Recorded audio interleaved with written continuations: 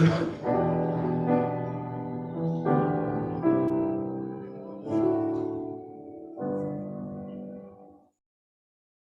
the Father, the Son, and the Holy Spirit. Good afternoon.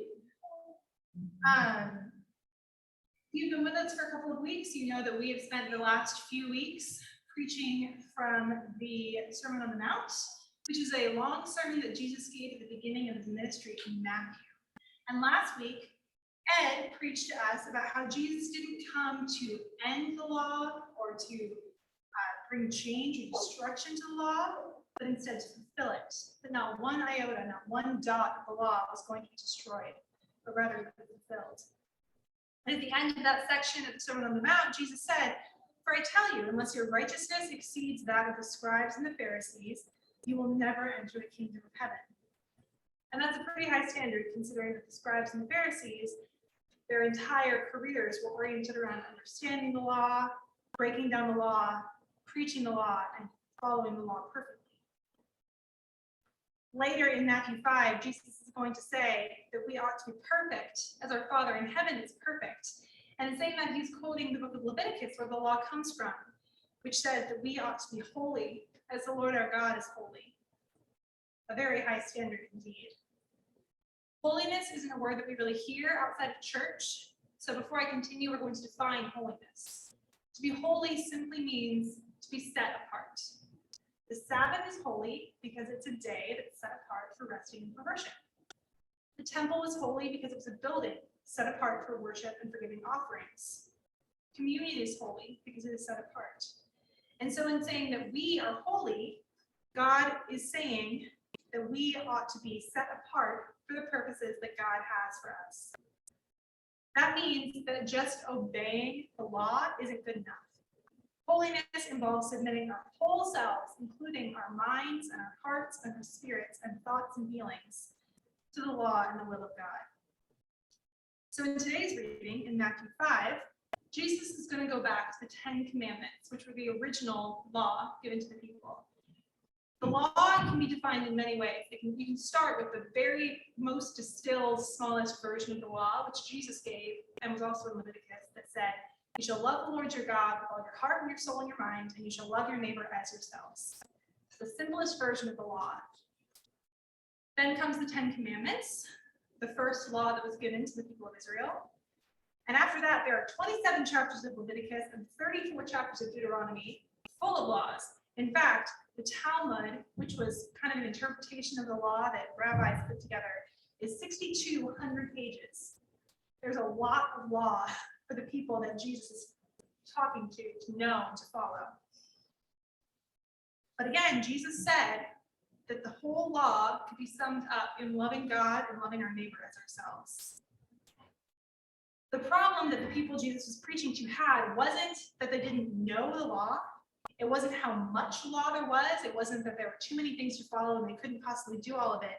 The problem was not understanding the spirit behind the law, to love God and to love our neighbor.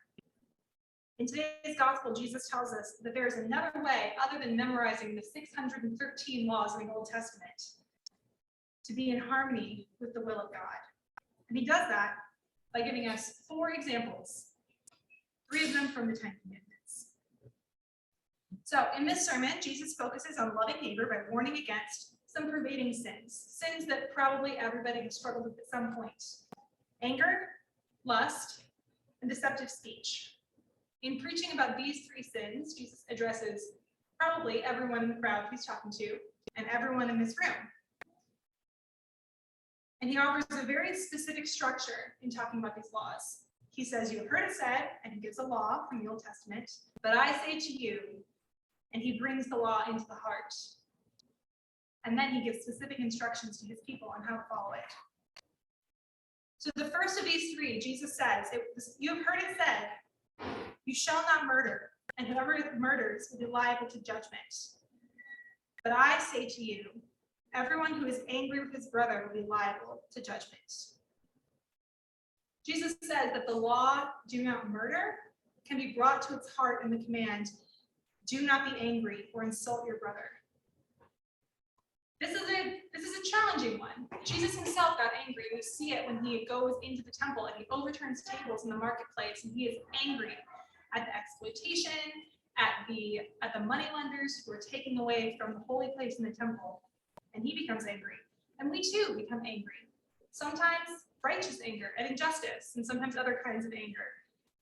It is difficult to follow this law, do not become angry or insult others, because we're people and we get angry all the time. And so Jesus gives us pretty specific instructions about our anger.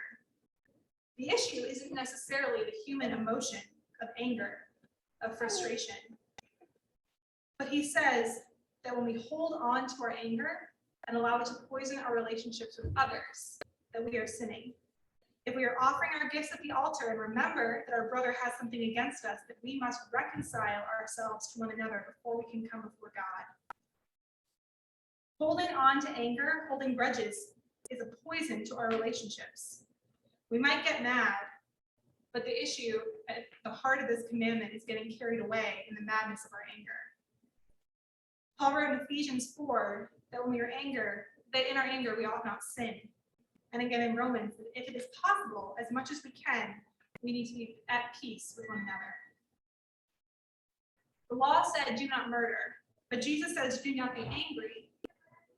And if our hearts are angry, we are a lot less likely to commit murder. He goes on to say, you've heard it said, you shall not commit adultery, but I say to you that whoever looks at a woman with lustful intent has already committed adultery.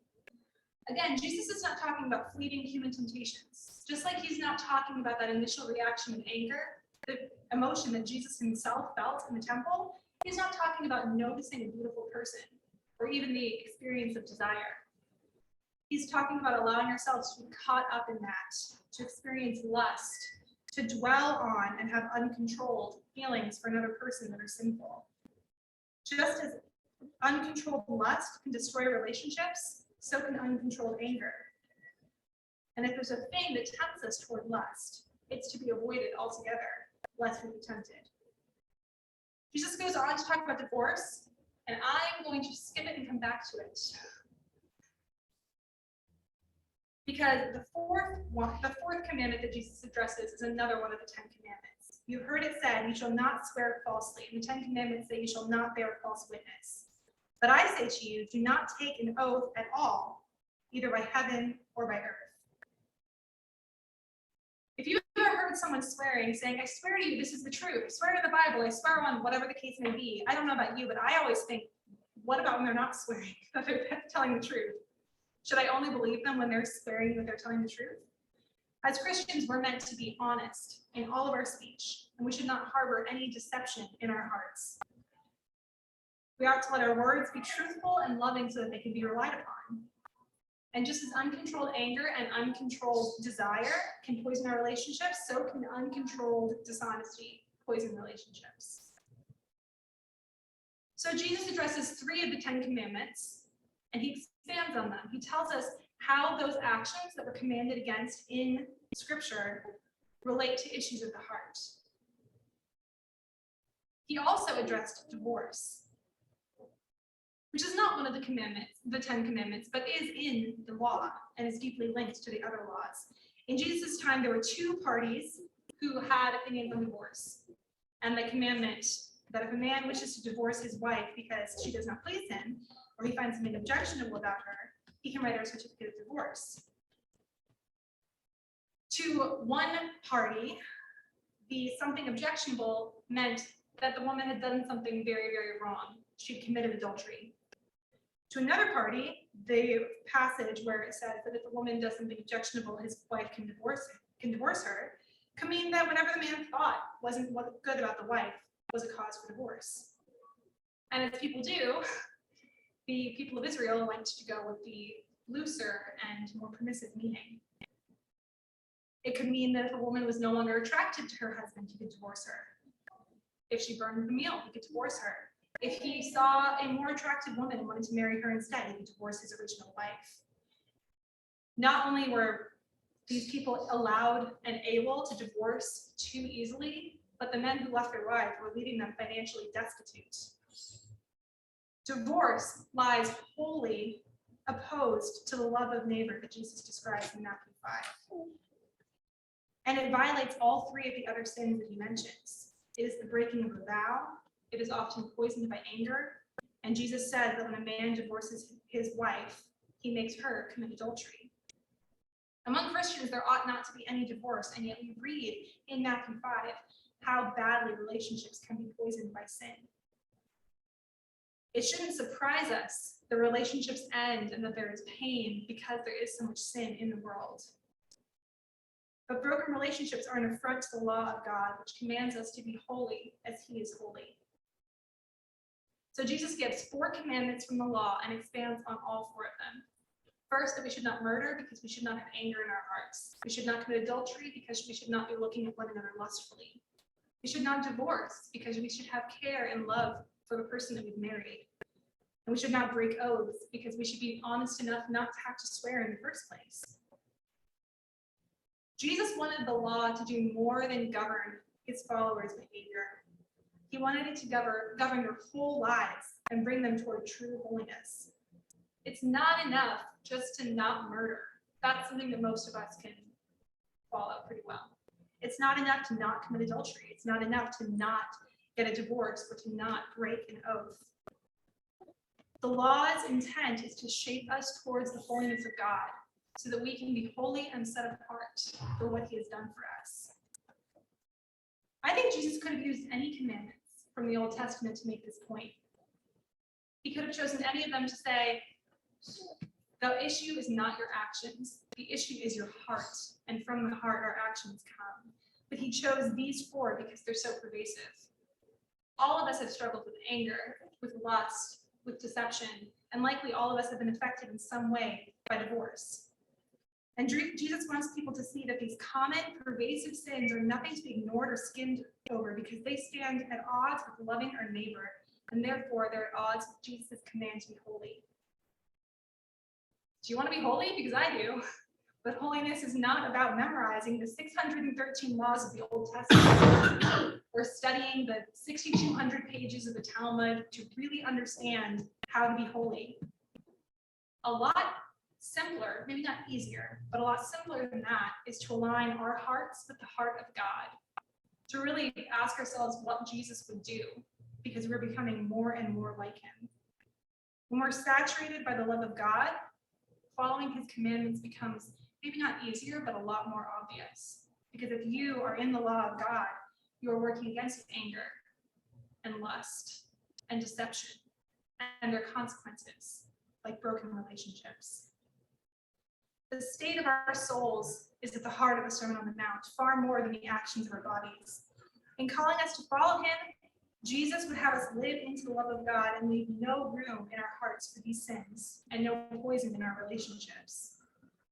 We know that in our lives, we're never going to be free from the temptations to anger, lust, deception, or broken relationships. And we know that we'll never be fully successful in avoiding those temptations. But there's a change in orientation in Jesus' sermon. It's not about running away from sin as much as it is about running towards holiness.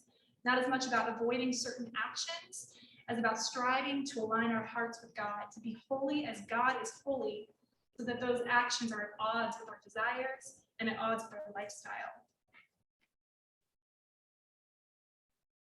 We ought to be reflecting the one who saved us from the inside out, so that our external actions reflect the goodness of our God, and to be holy and set apart as God is holy.